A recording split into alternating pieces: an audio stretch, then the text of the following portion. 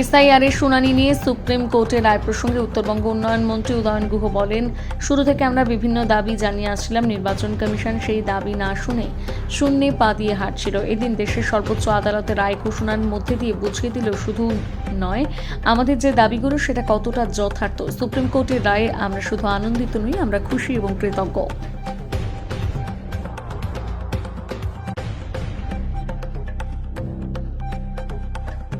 Deputation কিসের জন্য? এই মুহূর্তে এসআইআর নিয়ে সাধারণ মানুষের মধ্যে যে আতঙ্ক, সেটা নিয়েই আমরা এসইউসিআই কমিউনিস্টের পক্ষ থেকে মহকুমা শাসকের কাছে এসেছিলাম। আমরা যে দাবিটা রেখেছি সেটা হচ্ছে, অকারণ সাধারণ মানুষকে হেনস্থা করা হচ্ছে।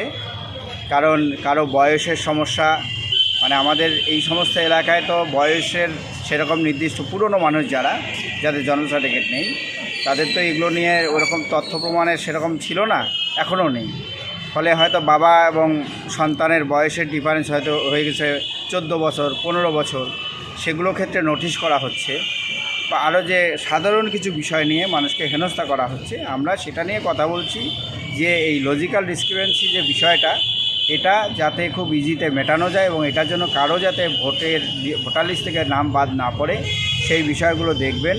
আর একটা বিষয় আমরা বললাম যে যেহেতু সুপ্রিম কোর্ট অলরেডি গতকাল রায় দিয়েছে যে হিয়ারিংয়ে যারা অ্যাটেন্ড করলো তাদের তথ্য দেওয়া, মানে রসিদ দেওয়া, সেটা উনি বলছে যে হ্যাঁ, আমরা আজকের থেকে আমরা যে নোটিশটা করেছিলাম হিয়ারিংয়ের জন্য, সেটাতে আমরা অ্যাপিয়ার্ড ইন হিয়ারিং এই কথাটা লিখে দিচ্ছি। এবং সেখানে যদি কেউ তথ্য সে কী দিল সেটা লিখেও যদি দেয়, আমরা সেখানেও সই করতে আমাদের আপত্তি নেই, কিন্তু আমরা লিখে দেবো, এই সময়টা আমাদের নেই। এই বিষয়গুলোই আমাদের আজকে আপাতত অনুষ্ঠানে কথা। আপনার পরিচয়? আমি আজিজুল হক, এসইউসিআই দিনহাটা লোকাল কমিটির সদস্য।